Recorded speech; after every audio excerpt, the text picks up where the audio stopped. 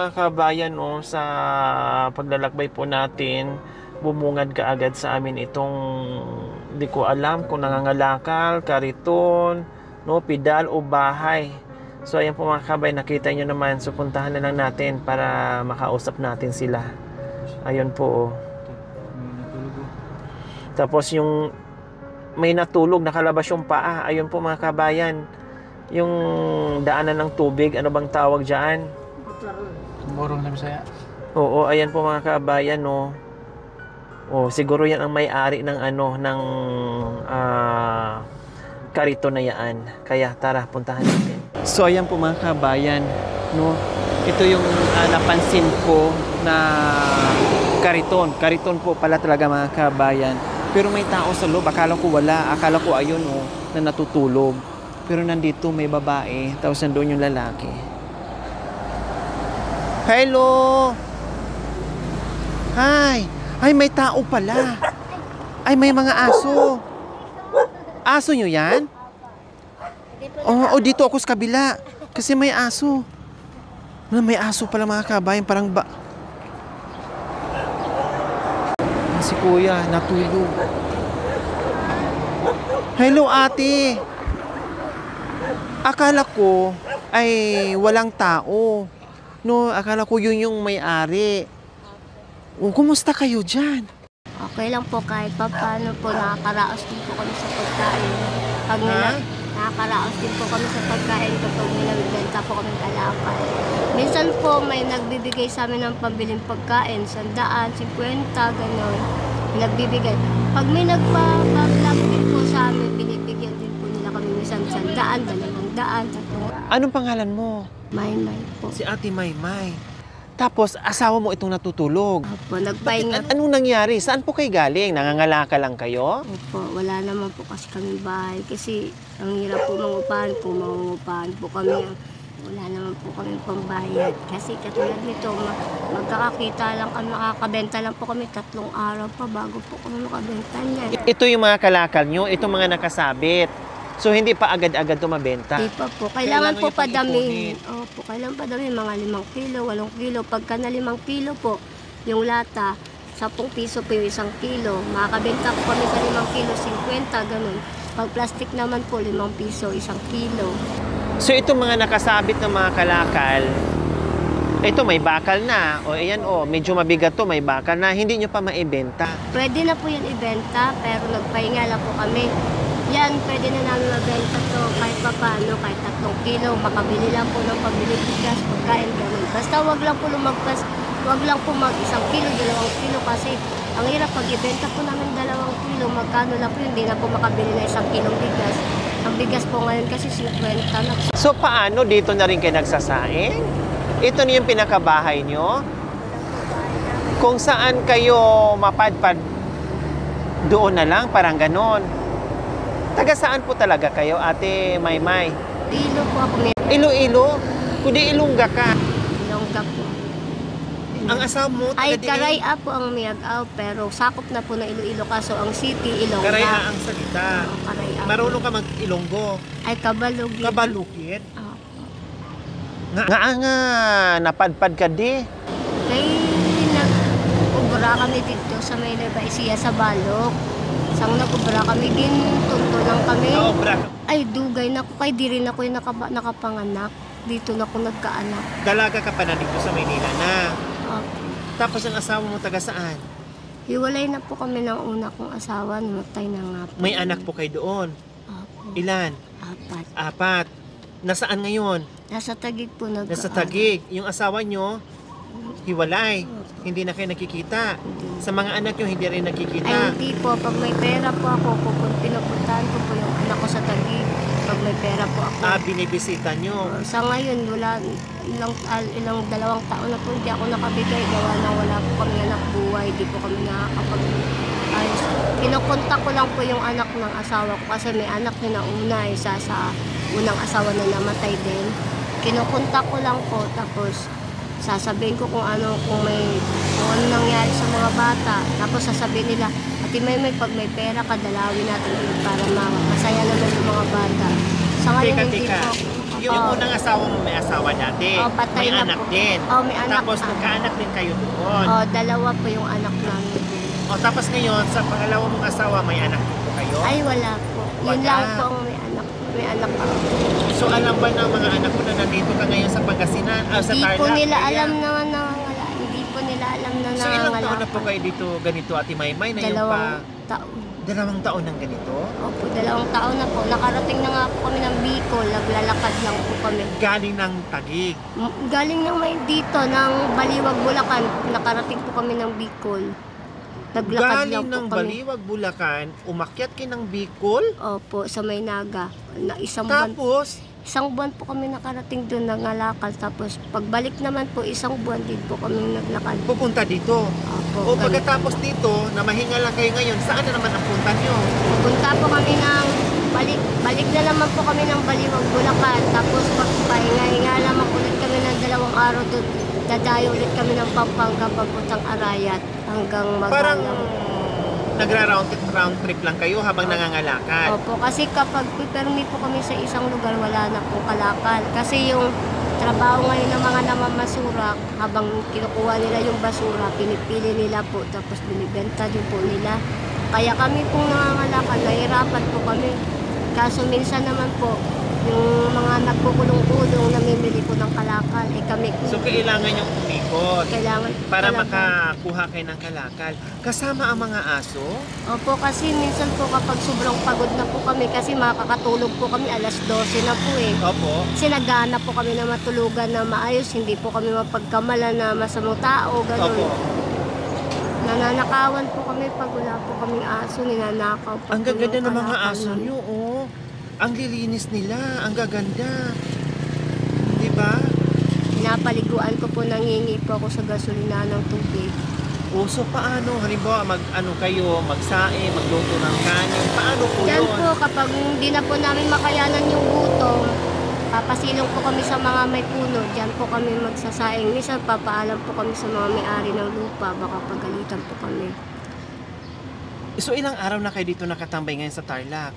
1 linggo na po Isang kami. linggo Sa na. Pangasinan po kami galing. Kakarating lang po namin dito. Galing kayo ng Pangasinan naman. Sa may season. Kumusta naman? Nakakain na kayo sa tanghaling ito? Ngayon, di pa po. Kanina nag-almusal po kami, nagluto po kami doon sa dulo. Nagulang po kami itlog sa noodles. May kanin pa naman. Kaya pala may dala-dala kayong may pinakakalan kayo, lutuan, may kaldero. Pero meron din po kaming butane. Pag nakabili po kami ng butane, binigay po sa amin ito ng gasolinahan. Parang parang lahat ng gamit sa bahay dala-dala nyo na. Paano pag malakas ang ulan, Ate Maymay? Kagabi malakas po yung ulan. O paano kayo? May aso pa, kayo. Saan Doon kayo? po kami nagpasilong sa hardware. Doon pa kami nagpasilong sa hardware. Kasi naulan. Tapos pagkatapos, umalis na po kami pag wala. So ayan mga kabay, nagulat lang talaga ako. Nung akala ko lang kariton, nung lumapit ako, bumungad sa akin yung mukha ni ate. Kasi ang napansin ko lang itong kariton, tsaka yung lalaki na nakalabas yung paa niya na natutulog dyan. No? Hanggang ngayon tulog na tulog. Siguro napagod mga kabayan. Kasi biro nyo, from Baliwag, umakyat sila ng Bicol, Naga, tapos bumaba naman, pumunta ng bumalik, tapos pumunta ng Pangasinan, tapos napunta dito naman sa Tarlac dahil babalik sila ng Baliwag ulit na naman. Ang ginagawa ng mga kabayan, para nagra-round trip sila. Pero ang hirap po yun tulak-tulak yung kariton. No? Ang hirap po yun sa layo-layo. Pero mo buong isang buwan maglakad ka, no? Maglakad ka ng ganyan. Tapos ang ginagawa nila, kaya round trip ay yung ginagawa ng mga kabayan para magkaroon sila ng kalakal. Kumbaga, ngayon walang kalakal. Punta sila doon sa kabilang bayan, may kalakal. No, ito na yung ginagawa nilang bahay. Napakahirap 'yun.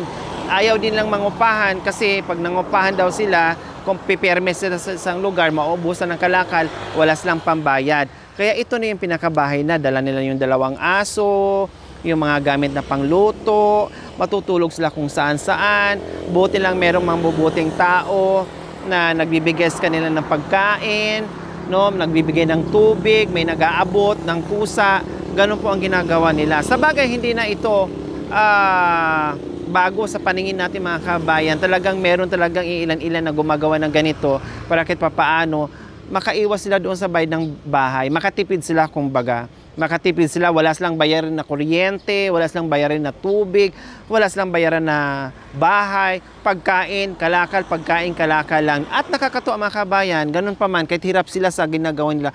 Pero alagang-alaga yung 2 aso. Na-touch naman ako, no? Alagang-alaga yung 2 aso. Yung isang aso napakalinis, no? Pati yung isa napakalinis. At saka talagang napakain sila ng maayos, hindi yung napabayaan. Halata mo, kahit yung balat, no, yung itsura nila, at doon pa nga natutulog sa higaan din nila mismo mga kabayan. Nakakatuwa, no? Lalo akong natuwa sa kanila din, nakita ko yung aso. Ayan oh, tapos mabait pa naman.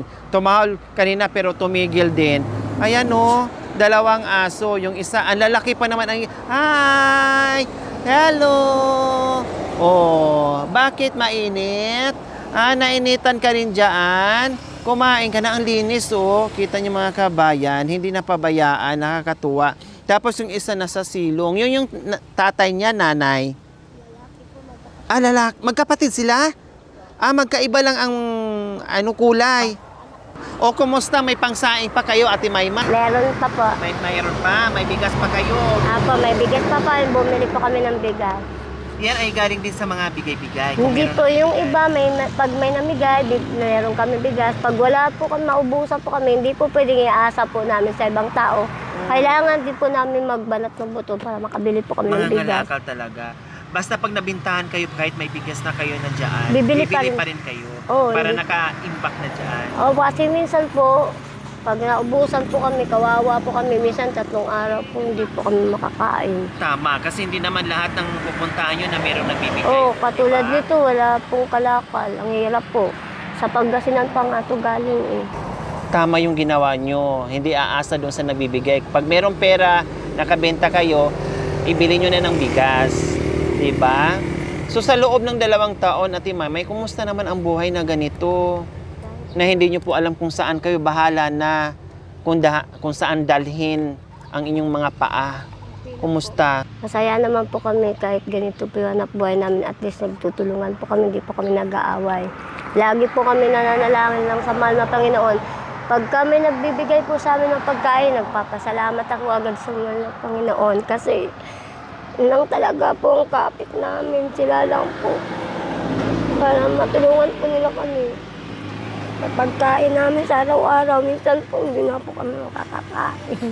Pero tinitiis lang po namin. Basta importante, huwag po kaming gumagawa ng masama. Lumalaban po kami ng patas. At hindi po Minsan kami po ba, Ate Maymay? Nakahirap po. Nahirapan na po kami. Pero okay lang po. Masaya naman po kami na ganito po yung pagsasama namin. Kahit wala po kami mapagkuhanan ng pera, masaya naman po kami. At least di po kami nag-aaway, nagtutulungan po kami. Minsan po ba, Ate Maymay, hindi maiwasan na minsan parang natatakot sa inyo? Na pagkamalan kayo ng ibang masamang tao, natatakot sa inyo? Marami pong nagsasabi sa amin. Pero pagka alam po namin lumapit sila sa amin, inuunahan ko na po, Kuya, makisaing lang po kami dito. Wala na po, nagugutom na po kasi kami. Kuya, makitulog lang po muna kami kasi galing pa po kami ng ibang lugar. Wala po kami matutulugan. Ganun po yung ginagawa namin. Inuunahan na lang po namin sila para hindi po sila mag-isip sa amin ng di maganda. Saka hindi po kami natutulog sa madilim na lugar. Kailangan sa maliwanag po, tsaka sa mga barangay minsan. Tama. Kasi minsan po may mga tao po hindi po nagtitiwala sa amin sa katulad namin. Kasi hindi naman po talaga lahat na nangangariton, mabubuti din. May mga tao din minsan na gano'n, masama.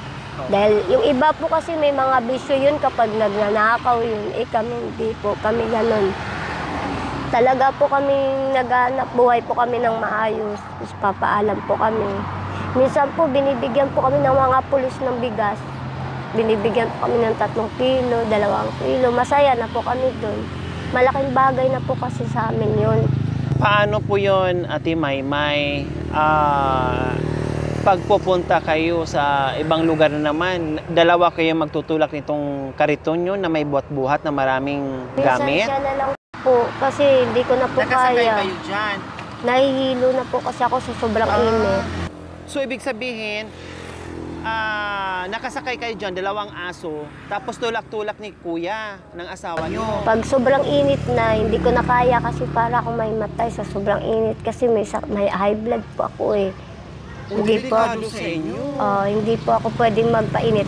Pagka alam ko na pong sobrang init na, ikaw na magtulak. Minsan, pag hindi ko na kaya kahit nagtutulak yung mainit pa rin kahit nandito ako sa kariton.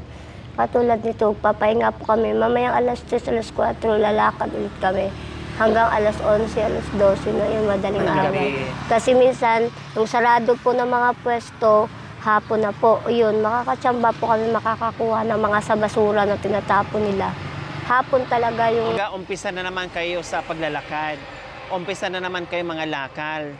Para kinabukasan, mayroong pangdagdag at maibenta nyo na naman. Hi, kuya! Ang sarap ng tulog nyo dyan, ah. Ha? Mahangin. Mahangin. Bakit ayaw nyo po doon? Kasya naman po kayo doon. Kaya ayaw po niya. Kasi mga aso. Diyos ko, mas gusto pa ni Ate Maymay yung katabi yung aso kaysa sa'yo. Kasi gusto nyo, dyan walang disturbo. At maganda yung tulog nyo. Akala ko nga yung karito nyo kanina, kuya, walang tao. Kayo lang nandyan na nakikita ko. Yung paglapit ko, may tao pala sa loob, asawa nyo. Anong pangalan nyo? Almar po. Ha? Almar. Almar, ilang taon ka na, Kuya Almar? Kamunchi ko po. 22. Oh, ikaw doon nagtutulak? Bakit ayaw nyo lang pumermis isang lugar? Mangupahan ng mayroon namang tag 1,500 na bahay para hindi yung kahirap-hirap yung nilalakad yung ang layo. Pag mangungupahan po kasi kami, wala pong kakayan pang bayad ng lupa kasi kalaka lang pong hanap buhay namin. Kasi pag mag-permit po kami sa isang lugar, wala po kami makakuha ng mga kalakal. Kasi marami na ngalakal kasi. Kumbaga marami kayong kalaban. Pero pag ito ang ginagawa nyo, makakakuha kayo ng kalakal, ganon. Matagal mo na itong ginagawa? Hindi, mga 2 taon lang po. 2 taon. Dati anong trabaho mo nung wala ka pang asawa? Nagtrabaho po ako dun sa Sabang. Sabang? Baliwag. Baliwag. Anong trabaho nyo dati? Pit farm po. Ha? Pit farm. Mga pit farm po. Pit farm. Nag-aalaga, nagbabantay ng... Nag-alaga ng asit at yung mga pagkain. Umalis po kayo doon. Natanggal po ako sa trabaho dahil po sa kanya. Bakit natanggal ka sa trabaho dahil sa kanya? Bakit? Umalis po ako dun kasi malupit po yung amo ko eh. Minsan wala akong kasalanan, minumura po ako kaya umalis na lang ako. So, hindi mo na tiis. Ngayon, anong ginawa ni ate? Pinagtanggol ka niya? Pinuntahan ka sa trabaho? Pero hindi ka naman sinasaktan ng amo mo. Hindi naman po. Yung pinipi-ay ka lang, minumura ka lang. 22 years old, tama? Napakabata mo pa pala, Kuya Almar. Kumusta? Kasi nakarating kayo ng Bicol, nakarating ng mula Baliwag, Bicol, Pangasinan, Tarlac. Tapos, ang layo ng inikot. Yung hindi ka ba napapagod katutulak ng kariton? Minsan nalilibang po ako sa habang nagtutulaw, namumulot po ako ng mga tornilyo na bakal. Kaya nalilibang na lang po ako pang mamulot. Kaya parang nawala po yung pagod ko. Hindi nyo na-enda yung pagod kasi nag-i-enjoy kayo pag meron kayong mapulot ng mga bakal. Kasi mahal yun, di ba? Mahal ang bakal pag naswertihan, pag nagkataon. Pero, swerte mo na kung marami kang mapupulot na bakal na ganyan. Paano pag wala, kundi yung mga buti-buti? Meron man naman minsan na nagbibigay sa amin ng mga buting sa mga gin, MP, tapos mga plastic. Kinukuha ko natin para makakaipon po kami ng kalakal. Taga saan ka ba talaga, Kuya Almar? Pormok po. Bisaya ka? Ilongga, tsaka Bisaya, si ate Ilongga. Bisaya, ano naabot ka diri? Diyan po sa Baliwag, lang po ganyan kilala. Dala ka ng... kaibigan mo, dinala ka dyan sa Baliwag para magtrabaho. Matagal ka na hindi nakawin ng Ormoc? Tagal lang, 5 years. 5 years na. Yung mga magulang mo, Nangangalakal din yung mama ko. nandito din? Iwan ko, hindi ko na nakikita. Nandun lang sa Baliwag yun sila. Ang ginagawa nila, round trip din. Ikot-ikot din. Marunong ka magbisaya? Marunong po. Ayan, sabi ni Kuya Almar kanina, 22 years old lang daw siya. Ikaw, ilang taon ka na, Ate May? 40 po. Ha? 40. 40? Sana, oh. Asawa mo ba talaga o anak mo? Para ko na sanang anak. Pero yung totoo, asawa mo. Asawa ko po. Kiss mo. Eh.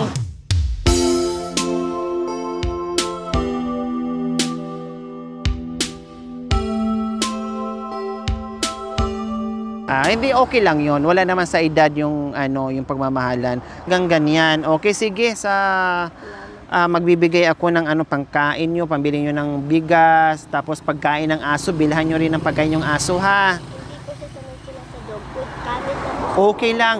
Kumbaga, bili kayo ng ulam ng aso. Okay lang yon. Yung kanin, at least makakatipid kayo kasi kung mag-dog food, wala nang pambili. Ibili na lang ng bigas para lahat na kayong apat, 2 aso, 2 mag-asawa, ay isang lutuan na. Ibili mo na lang ng bigas, bili kayo, tapos ulam, ha? Sa araw-araw nyo. Okay, sige.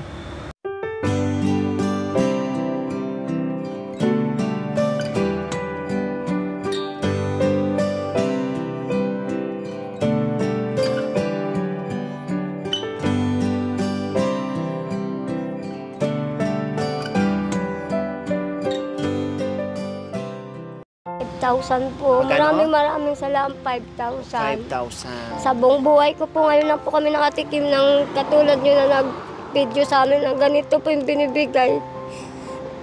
Marami pong nagbablog sa amin kahit meron na nag-vlog sa inyo? Opo, yung video pero wala pa pong nagbigay sa amin ng cash na katulad nito po na tulong nyo. Maraming salamat.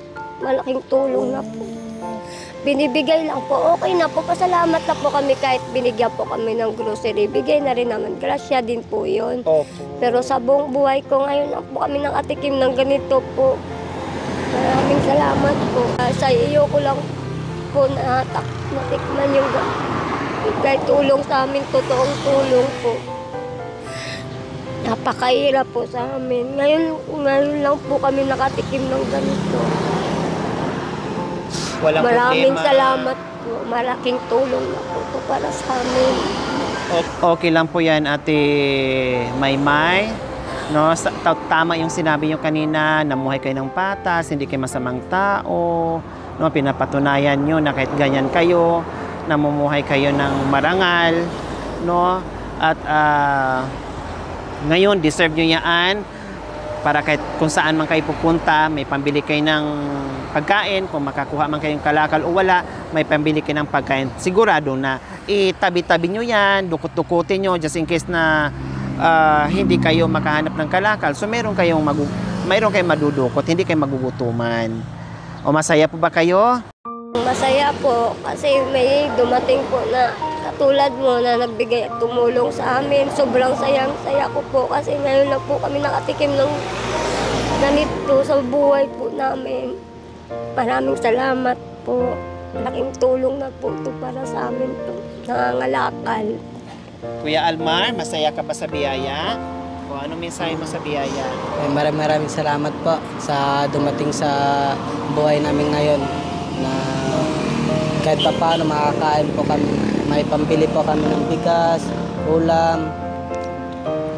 Kaya maraming salamat.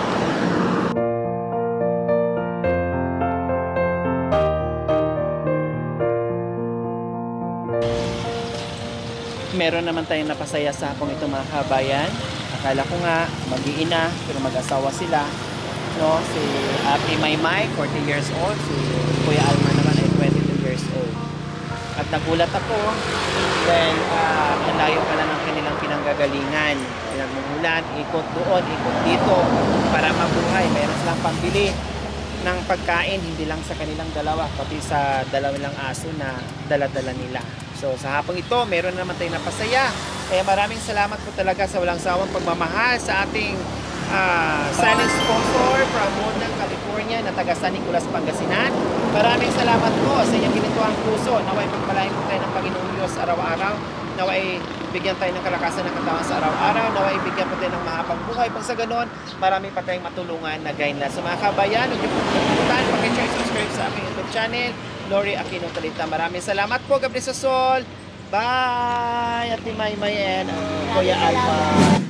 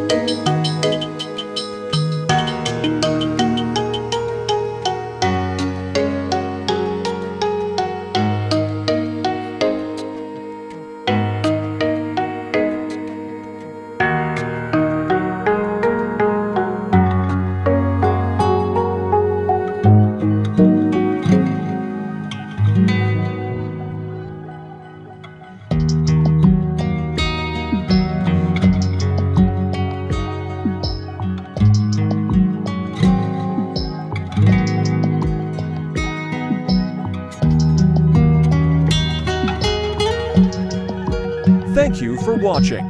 Don't forget to like, share, and subscribe.